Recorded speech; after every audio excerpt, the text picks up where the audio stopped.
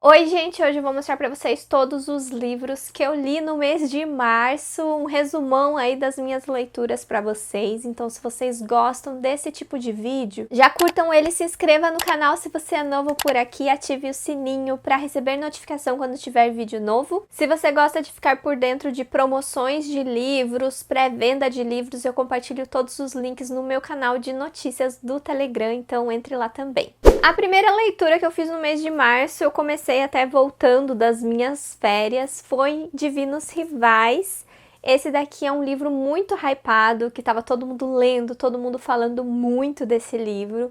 E eu li ele com o meu clube de leitura do Catarse, que a gente faz uma leitura coletiva todo mês, depois fazemos uma videochamada para discutir o livro e conversar sobre ele. Então venham participar do meu clubinho, tem o link que vocês conferem todos os benefícios que vocês podem ter também, além de participar do clube. E esse livro aqui é uma fantasia com romance, e ele também é um livro de época, porque ele se passa em uma outra época, ainda tem assim máquina de escrever. Eu acho que é mais ou menos assim, estilo anos 50, anos 60, até o romance você vê que o casal é aquele de estou prometido para outra pessoa, ou que eles se casam muito jovens, sabe? É aquele tipo de romance, assim, mais da época dos anos 50 e 60. Essa seria a ambientação da história, e a parte fantástica dela é que está acontecendo uma guerra entre deuses. E as pessoas estão indo lutar nessa guerra ao lado de um dos deuses. A protagonista do livro é a Iris, ela é jornalista, e ela está disputando uma vaga ali no jornal que ela trabalha com o Roman. O Roman é como se fosse ali, então, o inimigo dela ali no trabalho. Eles trocam farpas o tempo todo. Outra coisa que vocês precisam saber sobre a história aqui no começo é que o irmão da Iris está lutando na guerra pela deusa,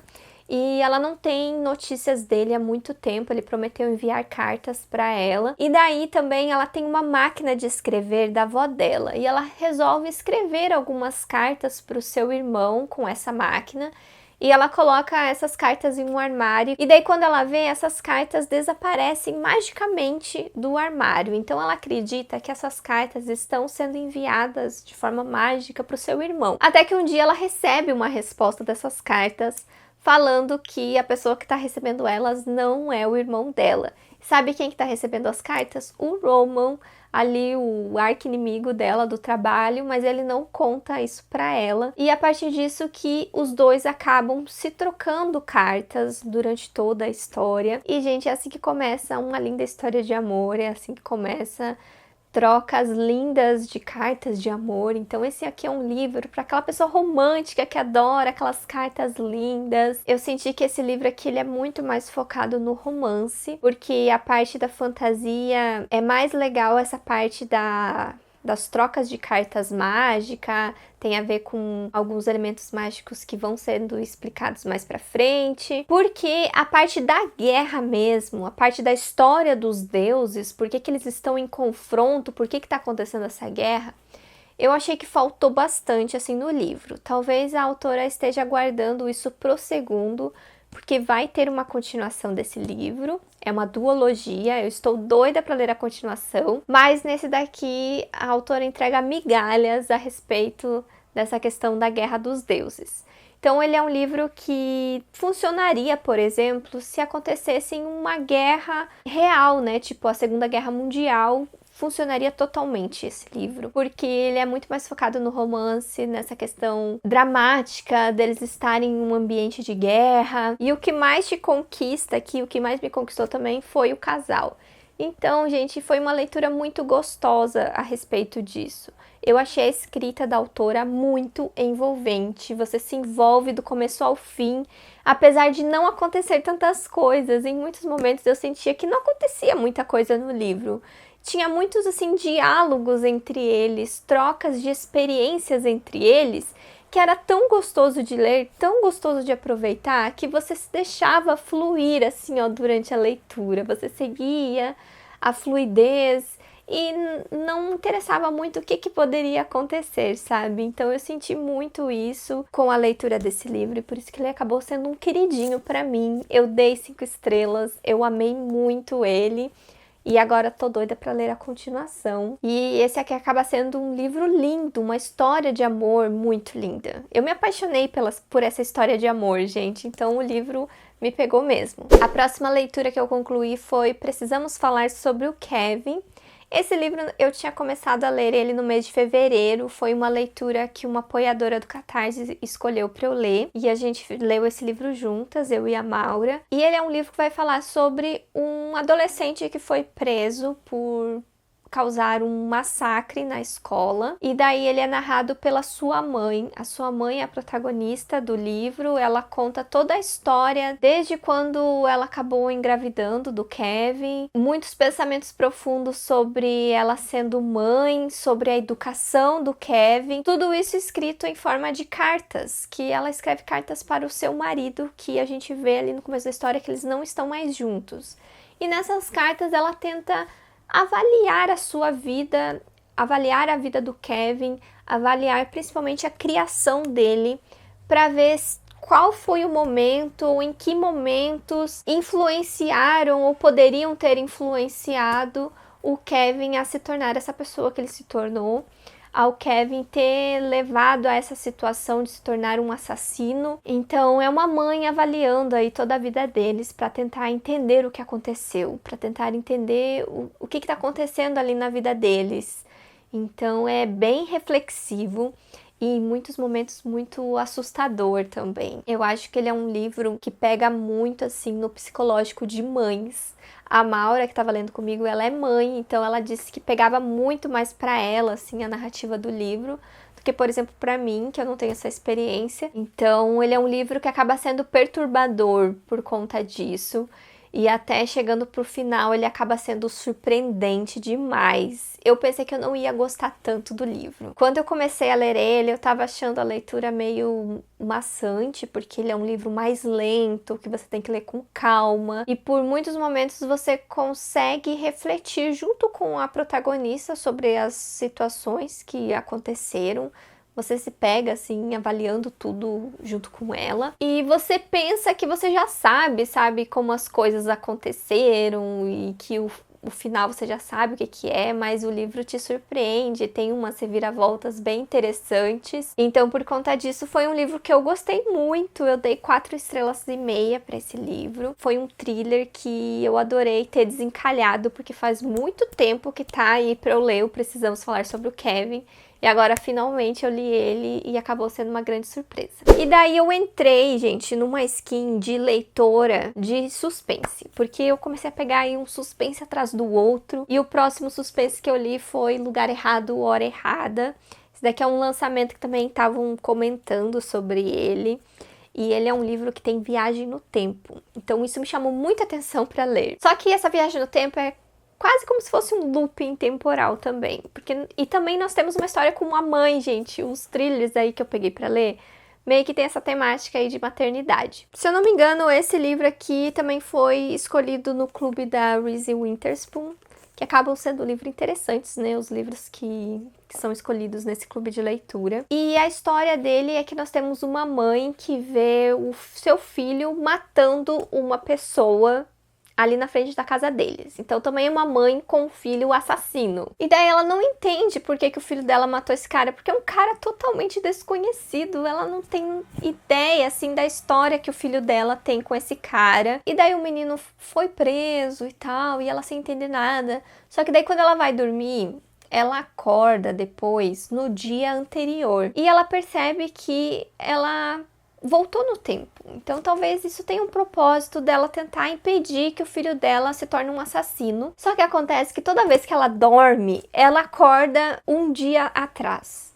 E ela vai voltando no passado cada vez mais dias. Ela vai voltando toda vez que ela dorme. E ela já tentou entender de várias formas por que isso acontece e tal. E é essa a história do livro, gente. Dá pra perceber que ela precisa entender aí sobre a vida do seu filho, o que está acontecendo com ele, no que ele estava envolvido para ele se tornar um assassino. Quem que era esse cara, principalmente, né? Ela começa ali a investigação tentando ir atrás de descobrir quem que é o cara que o filho dela matou.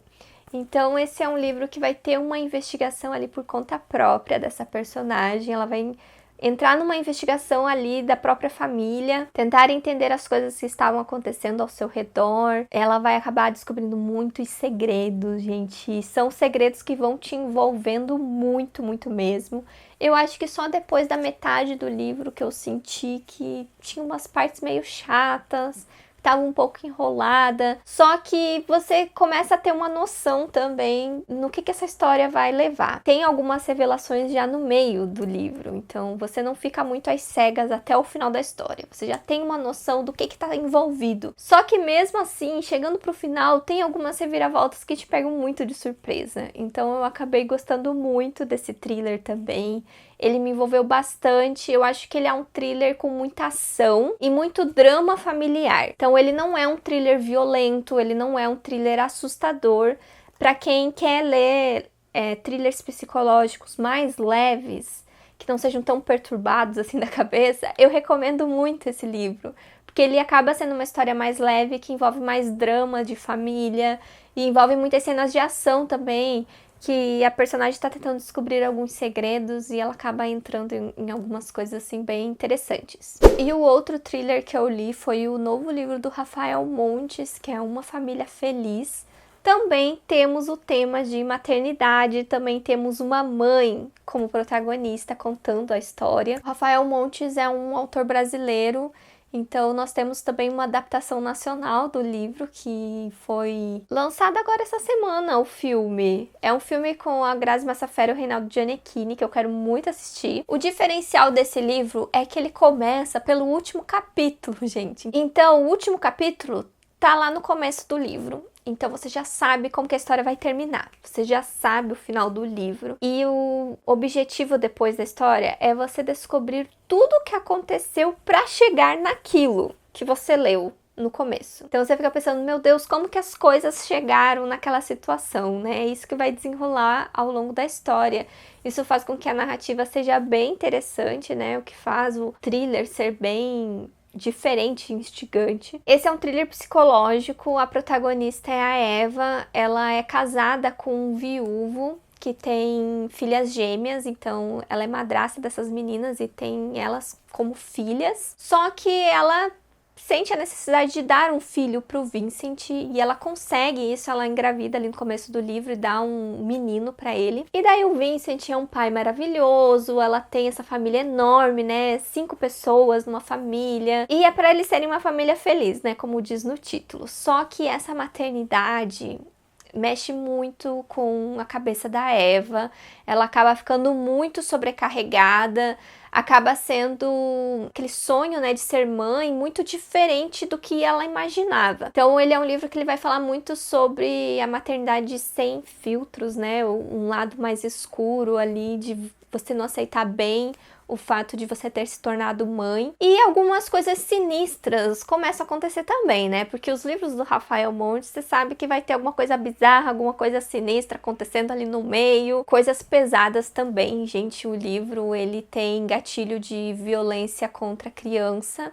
Então você tem que tomar cuidado, porque ele é sim um livro violento. Todos os livros do Rafael Montes têm um quê assim bem pesado, né? Tem gatilhos na história, então para quem é um pouco mais fraco a respeito disso, tem um vídeo aqui no canal falando de todos os livros do Rafael Montes que explica melhor para vocês o que vocês vão encontrar nos livros dele. Vejam esse vídeo que tá completo. E esse livro, apesar de ele ser um thriller psicológico, ele acaba sendo violento algumas vezes, acaba sendo perturbador em muitas vezes também. Mas, assim, eu gostei muito de ter lido esse livro. Eu gosto muito dos livros do Rafael Montes e esse livro me surpreendeu bastante.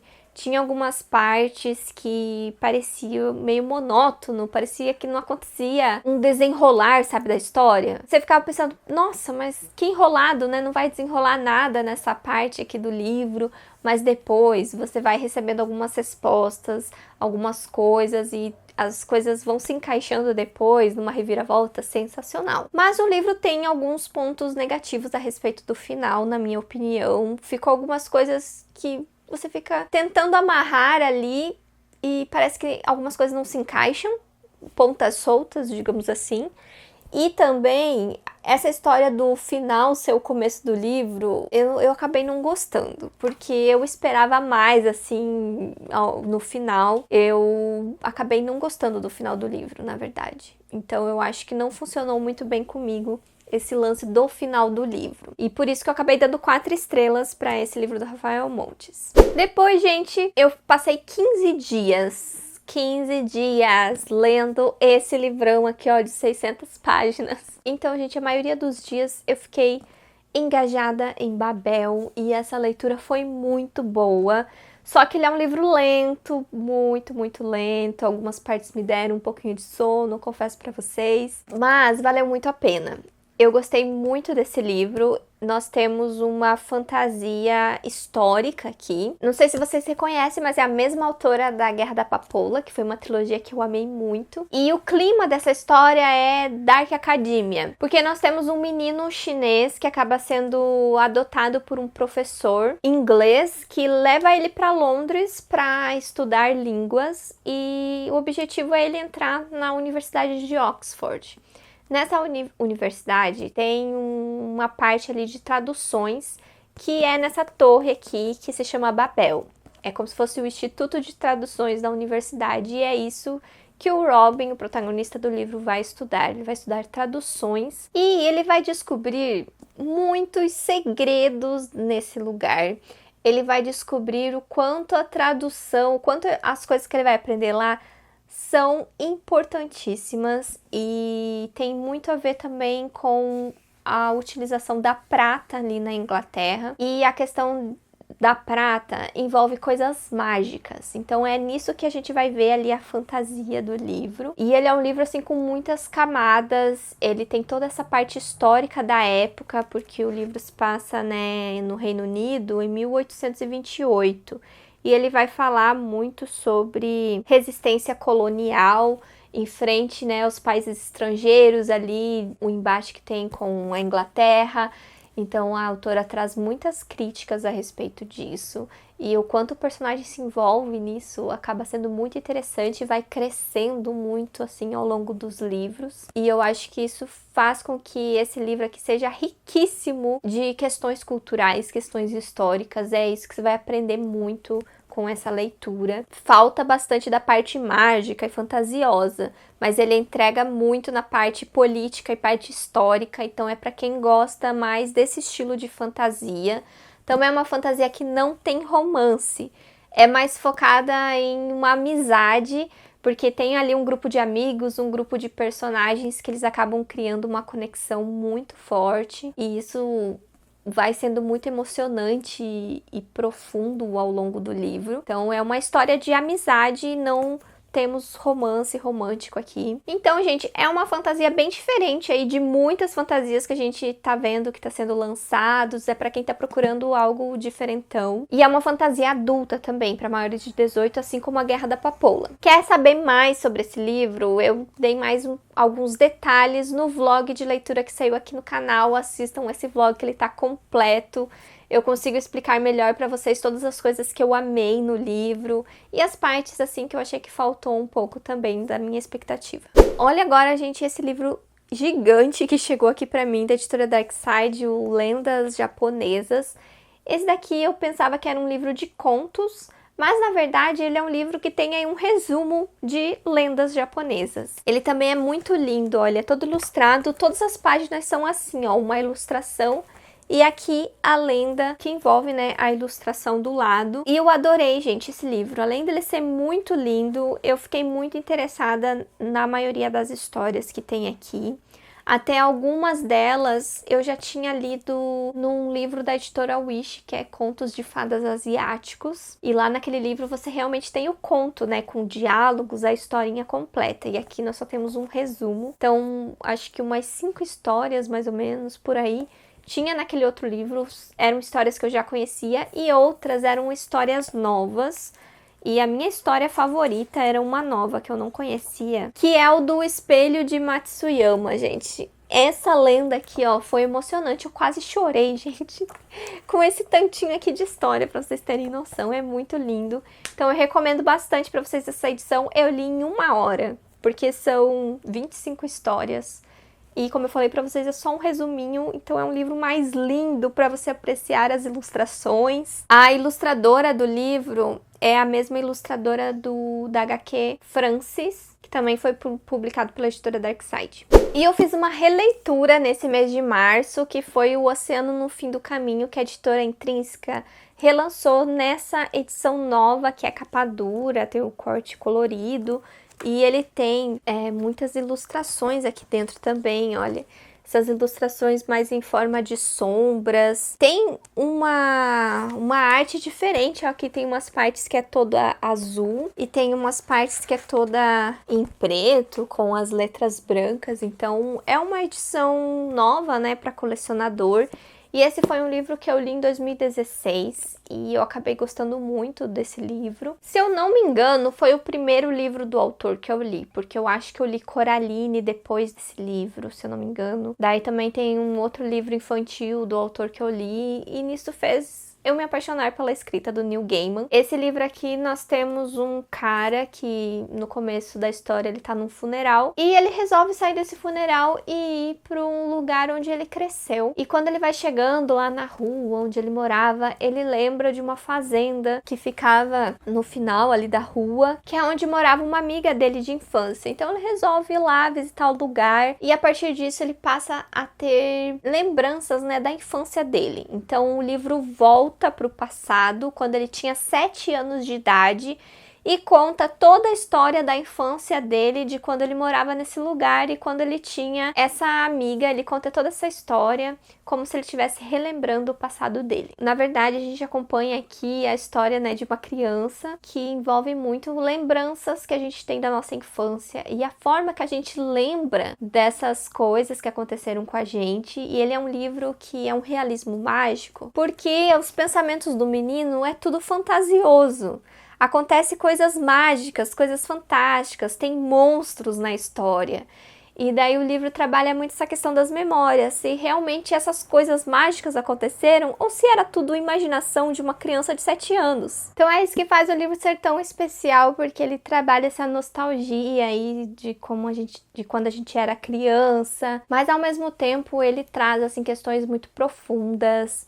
E ele tem um clima até meio depressivo, assim, em alguns momentos. Então, é uma mistura de sentimentos esse livro. E, ao mesmo tempo, também ele é muito bizarro, porque é uma criança falando de monstros e coisas que acontecem do nada na vida dele. Então, você vê umas coisas, assim, meio bizarras acontecendo aqui na história. Você tem que deixar a imaginação fluir, assim, durante a leitura. E a experiência que eu tive lendo esse livro foi exatamente a mesma de quando eu li a primeira vez. Eu não senti muita coisa diferente, não senti que melhorou muito a minha experiência de leitura e nem que piorou a minha experiência de leitura, sabe?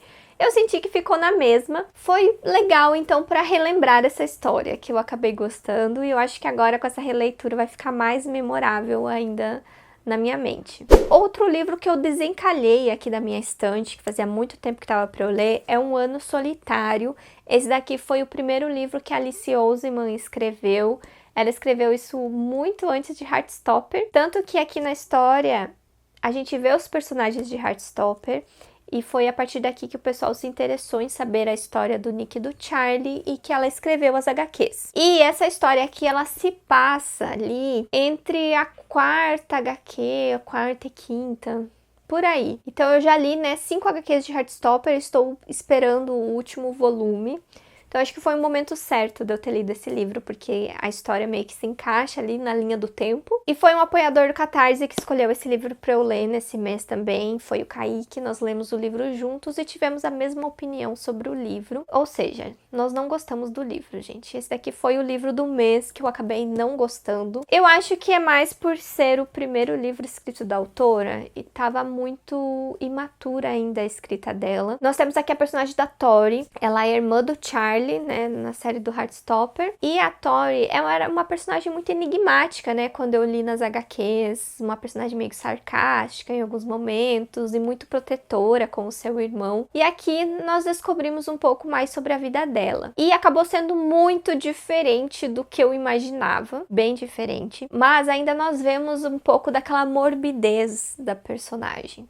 Sabe aquela aura de Wandinha, né, aquela personagem assim mais mórbida, nós temos aqui no livro, só que eu acho que a autora poderia ter trabalhado muito melhor as questões psicológicas envolvendo essa personagem, porque tem algumas questões mentais acontecendo aqui na vida dela, fala sobre saúde mental, mas a autora não soube explorar isso muito bem. Então eu achei que faltou muito explorar esse tema de uma forma mais profunda, de uma forma mais saudável, e eu acho que ficou muito raso, eu acho que as coisas ficaram muito aleatórias assim, e não ficou tudo bem encaixado. Não sei, na minha opinião, não funcionou muito bem a autora tratar dessas questões de saúde mental com essa personagem na forma que foi mostrada aqui. Por que eu falei que ela é bem diferente, né, do que eu imaginava? Porque eu pensava que ela tinha esse jeito, assim, mais mórbido por conta de ser uma parte da personalidade dela. Eu pensava que era questões mais de personalidade e não questões de saúde mental mesmo. Então, por isso que ficou uma expectativa diferente e por isso que eu achei que a autora não desenvolveu isso muito melhor para me explicar melhor, né, a história da personagem, porque que ela é assim, até questões que acontecem no final do livro, eu achei que ficou assim muito nada a ver assim no final do livro, ficou muito jogado as coisas e ficou um final assim, não gostei do final do livro, então teve muitas coisas que eu acabei não curtindo na história da Tori. O que salva esse livro, que não faz ele ser, assim, a pior coisa do mundo, é o personagem do Michael. Esse personagem tem meu coração, gente, que personagem cativante, eu adorei muito ele. E agora eu quero ver ele na série de TV, por exemplo, eles poderiam colocar o personagem, seria muito legal. Então foi por conta disso que eu acabei me decepcionando com esse livro, acabei não gostando, mas eu vou dar uma chance para os outros livros dela, o Rádio Silêncio, que falam muito bem dele. Talvez a autora tenha desenvolvido melhor ali as questões que ela quer trazer no Rádio Silêncio? Eu espero que sim. Me conte nos comentários se você acha que eu vou gostar mais de Rádio Silêncio do que eu gostei de Um Ano Solitário. E pra finalizar as leituras do mês, deixa eu mostrar aqui, ó, 3 HQs que eu acabei lendo nesse mês de março. Eu li Um Ladrão Entre as Árvores, que é uma graphic novel de Uma Chama Entre as Cinzas, da Tabata Heer. Aqui nós temos a história do Elias e a Helene quando eles eram mais novinhos. Eles eram ainda estudantes em treinamento da academia Blackcliff. As ilustrações são bem legais, bem coloridas. E tem uma questão aqui envolvendo na história que acaba sendo bem emocionante. Ele acaba sendo um livro que emociona no fim e mostra um pouco de como que começou a acender a chama do Elias em frente ao que começou ali em Uma Chama Entre as Cinzas, sabe? Então é bem legal você ver a construção desse personagem por essa graphic novel. Também peguei esse livro aqui, que é Nos Olhos de Quem Vê, que é um livro que eu acabei ganhando de aniversário. E ele é um livro nacional em formas de tirinhas. E ele é muito autobiográfico, né? Essa autora, a Elo D'Angelo, ela fala muito sobre experiências da vida dela. E ele é um livro feminista que vai falar muito sobre o corpo feminino. Ele fala muito sobre os padrões que a sociedade impõe a respeito do corpo feminino. Fala, por exemplo, sobre peitos, sobre pelos, sobre a pele. Então, muitas situações que nós mulheres podemos se identificar, assim, em relação ali o que a Elo conta da vida dela, coisas sobre o cabelo, e ele traz essas questões de autoimagem, da gente se aceitar e não levar sempre em conta as expectativas que as outras pessoas têm sobre o nosso corpo, sobre até as nossas vidas. Então foi bem legal, ele também é bem rapidinho de ler e até tem algumas coisas assim meio divertidas, engraçadas aqui no meio. Agora, outro que é muito engraçado, também em forma de tirinhas, é a Esquisitona, da Sarah Anderson. Ela tem outros livros nessa coleção aqui, que é Ninguém Vira Adulto de Verdade. O meu favorito é Uma Bolota Molenga Feliz. E esse daqui traz as tirinhas no mesmo estilo.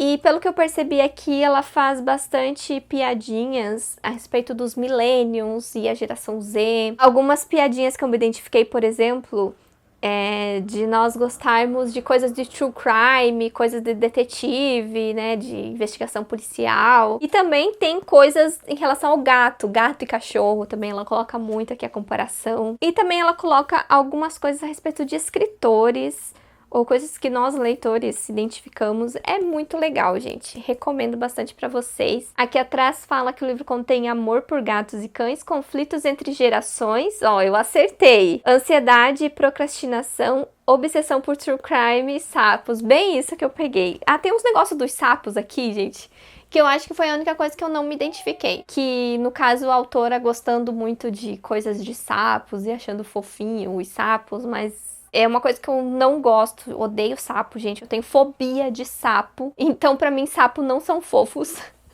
Então acho que foi a única coisa que eu não me identifiquei. Mas esse negócio aqui, ó, de obsessão por true crime, conflitos entre gerações, eu acho que foi as partes mais legais, assim, que eu adorei. E é isso, gente. Eu vou deixar o link de todos os livros aqui na caixa de descrição. Vocês comprando com os links do canal acabam me ajudando bastante.